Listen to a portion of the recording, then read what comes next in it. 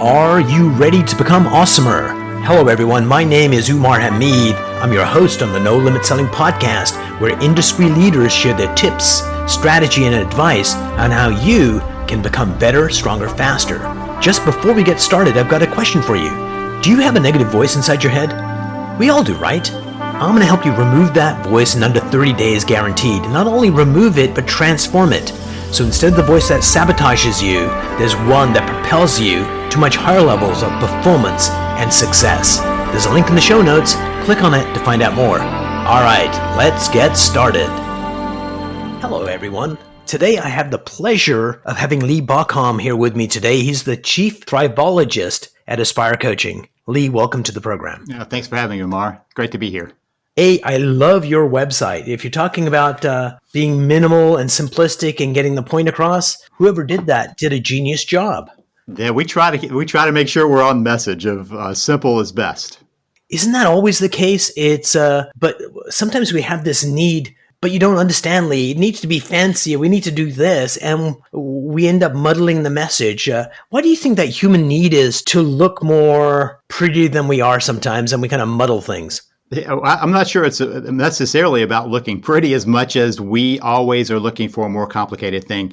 When I was a teenager, I was a magician, did a lot of magic shows, and learned a lot more about psychology doing that than I ever did in graduate school or anywhere else. And one of the things that always surprised me is the complicated ways that people would come up with how I was doing my tricks. Sometimes there's a very simple, straightforward thing, and they would come up with the most convoluted ways to explain it. I think that's just kind of human nature, that we try to find the most complicated thing when we think we're simplifying. So I'll take a side tangent just for a moment. I was on stage just before COVID hit. I was in Orlando, Florida, and I was staying at this motel. And they had this little magic castle there, and they had a show Monday evening, and my sales show started the next day. So magic show, got to go to that. And so saw the magic show, which was brilliant. But then they invited me to sit down with a group of magicians. Some of them were like in their 70s and 80s. And it's like, that guy there, he invented this trick that went worldwide. It was such a magical time hanging out with people that create illusion for a living. It was like one of the highlights of the pandemic. You must have been in LA. No, this was in Orlando. It was a little motel that was kind of like a little rundown kind of family thing just outside of Orlando. But their magic castle was pretty cool. I'm not sure they called it a castle, but it looked like one to me. Yeah, the magic castle that all magicians want to go to. Yeah, that's LA. So just was curious. So what's kind of amazing is there's two things that have transcended the time. Because pretty much if you show a kid these days, something in technology, it's like, oh, that's so yesterday. And literally it might have been yesterday. But still to this day, adult or child, if you show them some fireworks, there's still magic in their eyes. And of course, a magician still transcends time and space. So that need for wonder is like almost hot-wired within us. It really is. I mean, that it ties into our need for something spiritual, some sense that there's something bigger than us. And I find that myself. I put myself in situations where I have to stand in awe. Just, I go for a trail run and look at the beautiful scenery. When I walk my dogs in the morning, it's usually right around sunrise at some point during that walk. And just yesterday, I was just staring there going, man, what beautiful colors there are there, and just kind of stood and stared at it. And I think that part is just part of the human need to be connected with something that's bigger than us. Nobody listening to this program is going to go, well, Lee's a nut, but they are going to go, yeah, touchy-feely, who's got time for that? And at the end of the day, you realize that ability to see beauty and wonder, not only when you see nature, but when you hang out with people and you're used to looking for it and finding it, you find wonder and beauty in the people around you. Yeah, I mean, I think this is, it is touchy-feely. And, the interesting thing is, as I talk to people who are going, well, that's touchy-feely stuff, that's where life happens. The sales people tell me, oh, that's touchy-feely. Well, sales happen on an emotional, deep level. You can show them all the facts in the world, but if you don't have their faith, if you don't have some connection with them, it's not going to matter. It's same with science. I mean, I think if we look at COVID, one of the failings of getting information across about the scientific findings is that we forgot that human piece. And so while it is the touchy-feely, EQ people would tell us that's where everything happens anyway. Absolutely. And if you take a look at the greatest leaders, the good ones and the bad ones and the bloodthirsty ones, it was nobody's spectacular strategy that won, because you could have given that strategy to me and I would have screwed it up. But it's that connection with their emotions, their beliefs, that human stuff, that touchy-feely stuff was the engine that drove change on this planet. Yeah, and if we boil it down, I think it really is people who can connect us to hope. And that's the big thing of EQ. Can we move people past fear, which keeps us trapped, keeps us stuck, and move us to hope, to something, again, back to that, it's bigger than us, it's beyond us. The leadership that can show people a way of hope is always going to win over leadership that argues points. Absolutely. And when I'm working with someone, I often think of this metaphor. Right now, you can't see this because it's an audio podcast, but I'm holding a pen in my fist. And if you were here, Lee, it would take a lot for you to grab this pen out of my hand. And I think people hold on to their reality in the same way. And it's my job, and perhaps your job, is not to change their reality, but loosen their grip on it so they have the possibility of change. Seems to be the first step. Yeah. I mean, if we are convinced that we are A, right, and B, nothing's going to change, then we'll be right and nothing's going to change. So whenever there's a possibility of change, it's because we see the potential for it before we step into it. Do you remember that movie Young Frankenstein? I do. So this is one beautiful scene that I love. They're in the penitentiary graveyard digging up corpses, and Dr. Frankenstein is basically saying, "Oh my God, my career has come down to this."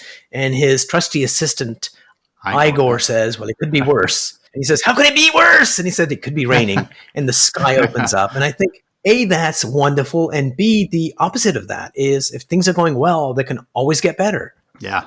And you know, the question is how we tap into that for ourselves. And so I spend a lot of time talking with people about what they have in their control. And the starting point, there are three things we have in our control, and that's it. And it's aspirations, attitude, and actions.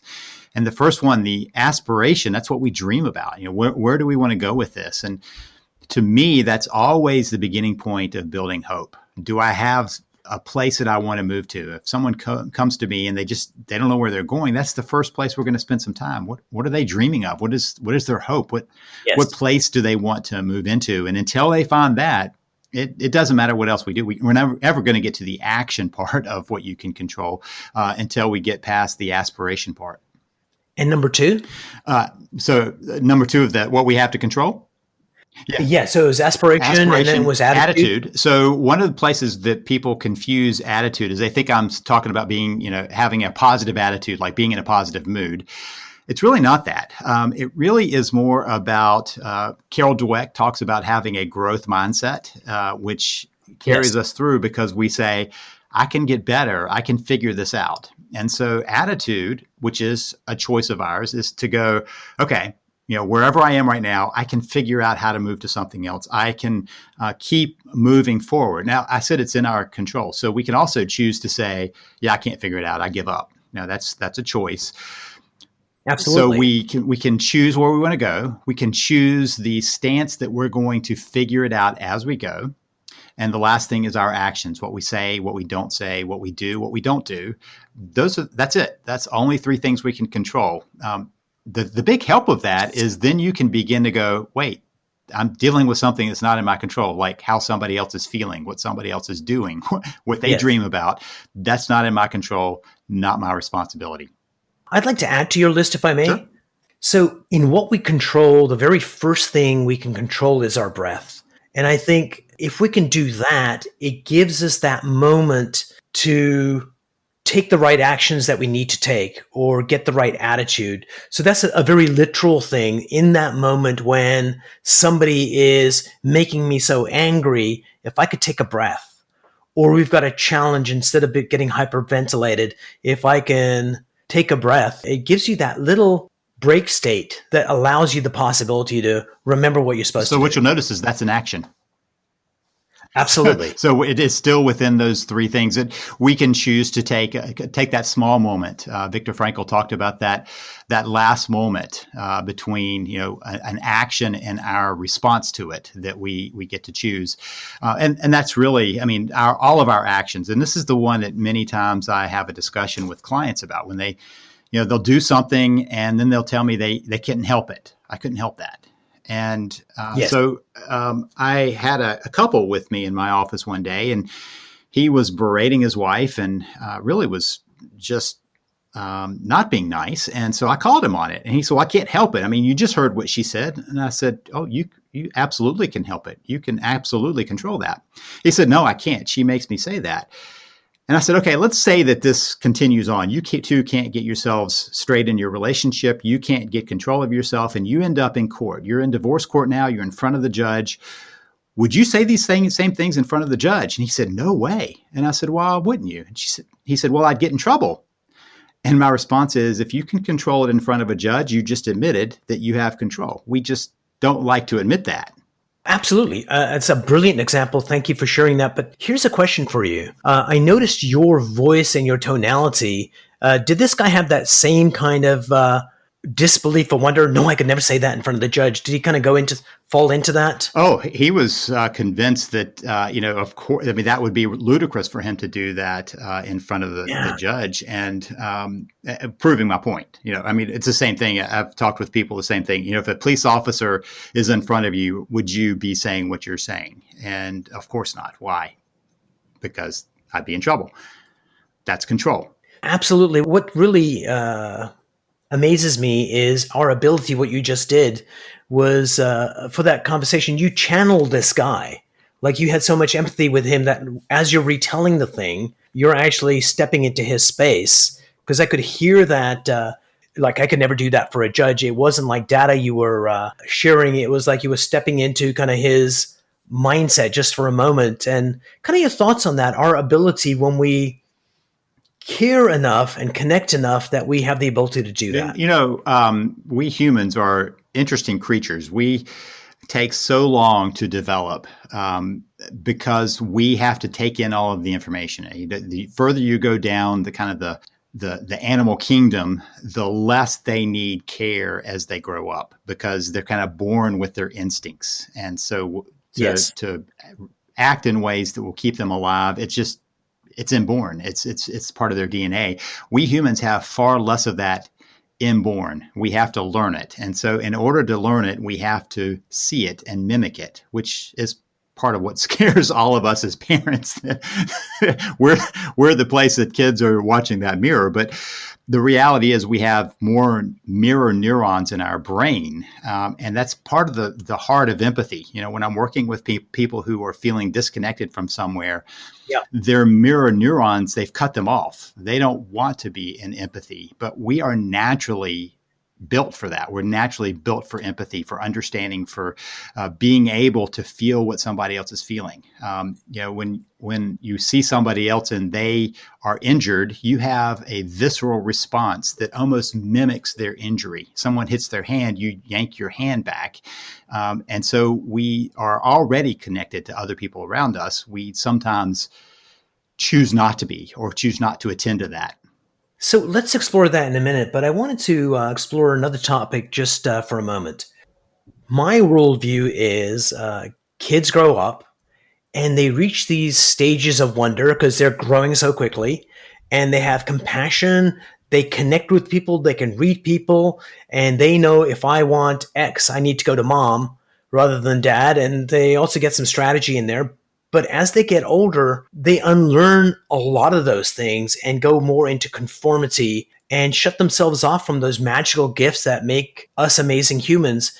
A, do you think my statement is true? And then B, if it is, why do you think that is? Why do you think we lose touch of that ability to connect in that way and to read people? Well, if you notice, conformity is it starts with how we're raised. I mean, conformity, basically those mirror neurons are set up so that we do what others around us have done. And I think evolutionary wise, if you're alive, the information that kept you alive is likely to keep, at least in the evolutionary theory, somebody else alive, your child alive.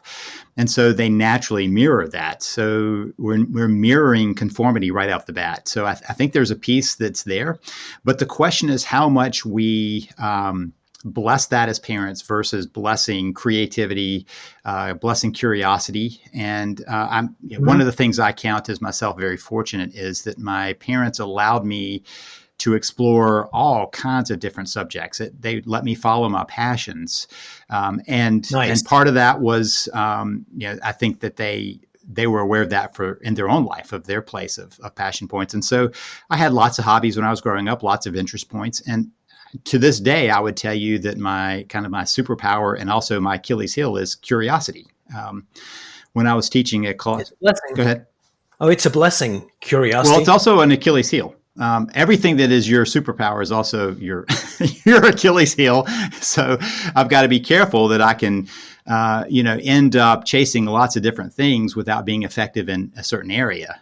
It has certainly allowed me to explore and pull together from very different fields, lots of pieces. But wherever you're strong also ends up being, kind of the danger point you've got to be aware of. Could be a potentially dangerous spot. So, Lee, I'm about to tell you what turns me on. Don't be disturbed. What turns me on is when you find something in one domain of knowledge, let's say chemistry, and then you're focusing on leadership of humans, and you take a concept from chemistry and you map it over to human development, like that cross-pollination. When that happens, I think that is just a spectacular thing. Well, paradigm theory says that that's where innovation happens anyway, because people who are in the field are stuck in the paradigm. And so people from the outside bring something in from their place. And that's where the big jumps happen in most paradigms. At some point, even experts are going to move away from the worldview, but the big shifts often come from outside. True. And also hobbies, like you described that, you're interested in many different things. And I've heard of people, launching satellites in space and their hobby is origami. And then all of a sudden they figure out how to fold a satellite in a smaller space so they can actually get a more efficient payload. So that cross-pollination is pretty amazing. Yeah, I still use magic. I took up jujitsu several years ago, and I realized sometimes I'm, kind of doing something one place to have the attention one place while I'm setting up something else somewhere else. It's pure misdirection from magic days. That is brilliant. So earlier on in the conversation, you mentioned that, we've got this empathy built in. We're hot wired for it. I think there's a quote from Queen Elizabeth. They went something like, I learned just like monkeys do. I watched my parents, on how to be a queen. So we learn by those mirror neurons and we quickly develop. And then some people, that empathetic side of things, they shut it down. And how do you think that happens? And why do you think that happens? So many times the empathy we shut down is for people who are different than us. And it's easiest to disregard that because that would be a challenge to us, if we took all of that in. And so sometimes we can focus our empathy somewhere similar to us and miss it somewhere dissimilar to us. But even further than that, I think one of the places that many people shut down empathy is because of their own emotional pains, their own emotional hurts. I watch this with couples where they lose empathy with each other because the hurts build up and they've created a narrative in their mind about who the other person is. And so it's easier to cast them into a kind of a negative space than to work from a place of empathy. And so we just shut it off because it's a disservice to our bigger thought process at that point. Yeah, I think human beings are meaning-making machines, that things happen, we make meaning around it, and our past determines the meanings we make. And we can easily get caught up in a loop where we just lock into our worldview of this is the way it is, when in fact, that's not the case at all. Yeah, for sure. I mean, I think that is the meanings that we make. I mean, if we look around in a world that, a belief, a meaning can be flashed around in a tweet or a post or Oh, yeah. Instagram or whatever, we realized the power of that. Before we were doing it, but we weren't seeing the differences because we were with such similar folks. And I think the past, year, 2 years or so has escalated how visible it is that the meanings that we draw from something can be almost polar opposites from each other. Absolutely. I was working with this young girl. Her mom called me up and said she was maybe 9 years old. And she said, all her best friends are all friends. And all of a sudden, they picked her as the bad guy. Now, all those girls are shunning her, and it's just devastating. So rather than do a session at my office, I said, let's go for ice cream. And as we're having ice cream, I take her through a process to let go of the emotions around that. And then it was like, how do you feel now when you think about your friends treating you this way? And she goes, I feel okay. I said, they still hate your guts. How come you're feeling okay? And then she goes, because other people don't decide how I feel. And I said, oh my God, if adults could understand that, it would change the frickin' world. Yeah. So one of the things that was affecting her was she was taking it personally.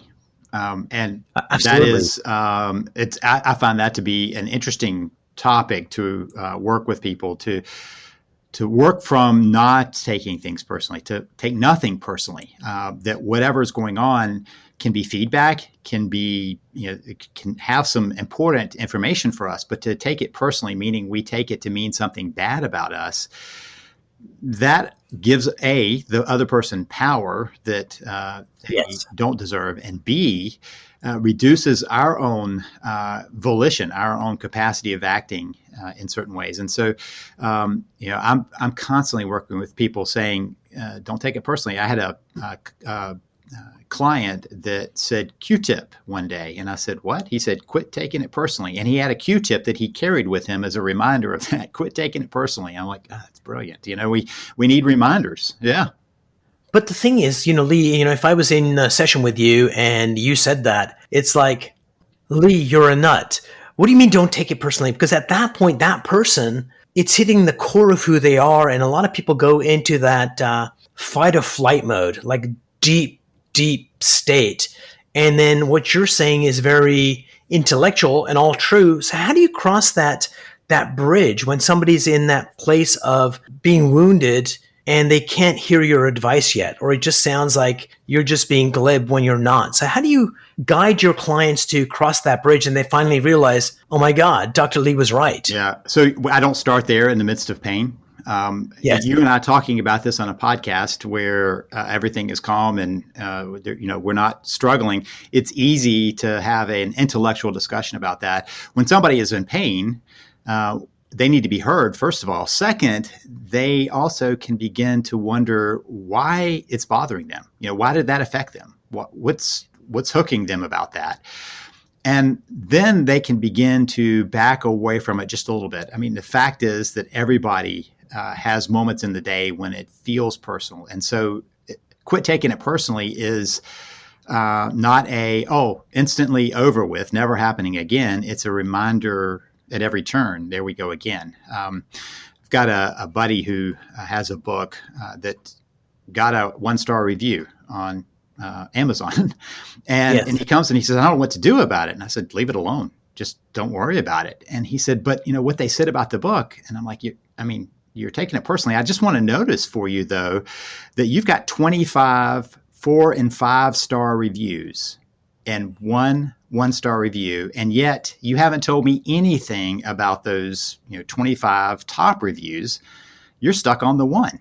And the fact is that that's true for us every single day. We hear something and it hurts our feelings, and we miss the rest of the day that was not that, was the opposite of that. And so, we have a propensity as humans to look for the threats. And that's part of the leftover of that we're better off evolutionary, survival wise, of going, oh, that's a threat, than to go, oh, look at how everything is. I'll celebrate the day when a threat really, is coming at you. So part of the process is for somebody to be heard, somebody to then wonder why it matters so much, and then to begin to slowly back away to recognize that probably it has more to do with that other person and where they are, their projections, their state of mind, and less to do with them. And even if it is some useful feedback, for instance, in this case, I asked the author, is there something that's true about that 1-star review that you might take back with you in an edit or in your next project? I mean, is there something there? And he said, well, yeah, I mean, they didn't like one thing that he had done. I said, that's useful feedback. But, to give them control of your emotions renders that whatever feedback you could have gotten from that, kind of useless. What's kind of interesting is that person that did the 1-star review forgot about it as soon as they hit enter. Absolutely. And we had this illusion that they're out there holding on to the thing that we've done. And it turns out that we're the ones holding on to it, not them. Always the case. I mean, there's that 20, 40, 60. In the 20s, I was so worried about what people thought of me. In the 40s, I realized that didn't matter. And in my 60s, I realized they were never thinking of me anyway. So there's something similar to that I heard that I always loved. It's like the 3 stages of life. You believe in Santa Claus, you don't believe in Santa Claus, and you become Santa Claus. Yeah. Well, Lee, this has been a delightful, informative conversation. Thank you so much for coming on the show. Thanks for having me. And before we part company, are there any last thoughts, and how can people get a hold of you? I have lots of last thoughts, as much as I've written about, talked about. But, I think the big thing is that we have to survive first in order to thrive. But surviving is kind of the check off the point, and then let's get on to thriving, which is, to me, finding that deeper meaning, doing your purpose in the world, making an impact in the world. Contact-wise, you can find me. I've got a Thriveology podcast, and you can find me at thriveologypodcast.com. If you want to check out my books, go to thriveology.com/books. Brilliant. Lee, have a great rest of the day, and thanks so much for coming on the show. Thanks for having me. Take care.